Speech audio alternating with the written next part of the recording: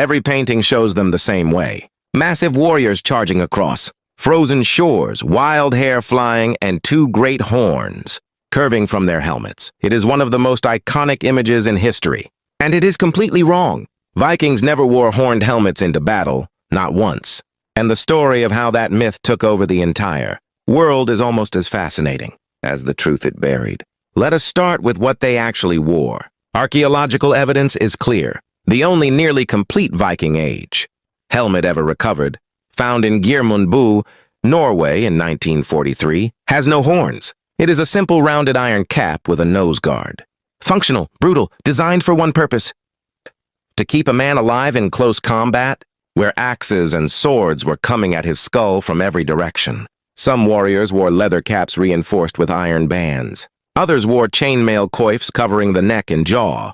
The poorest fighters wore thick layered wool and fur, which absorbed blows better than you might expect. None of them wore horns. So where did the horns come from? The year is 1876. German composer Richard Wagner debuts his epic opera cycle, Der Ring des Nibelungen, a four-part saga of Norse gods and ancient heroes. The costume designer Carl Emil Dupler needed to make his Viking characters look mythic, larger than life, visually overwhelming on a theater stage, so he gave them horned helmets. The audience was thunderstruck. The image spread across Europe within a decade. Painters adopted it, novelists used it, and by the time illustrated history books reached school children in the early 1900s, the horned Viking was locked into global memory as permanent historical fact. The real Viking helmet was built around a completely different philosophy. Norse warriors needed to be terrifying, but they needed to survive first. A protruding horn in close combat is a liability. Your enemy grabs it, twists your head, and you are dead.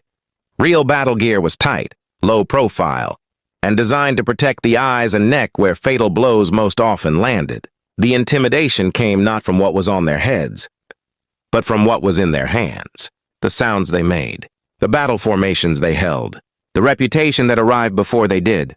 They did not need horns to terrify half the known world. History proved they managed that perfectly well without them. Comment below. Which history myth should we debunk next? Subscribe. New history drops every week.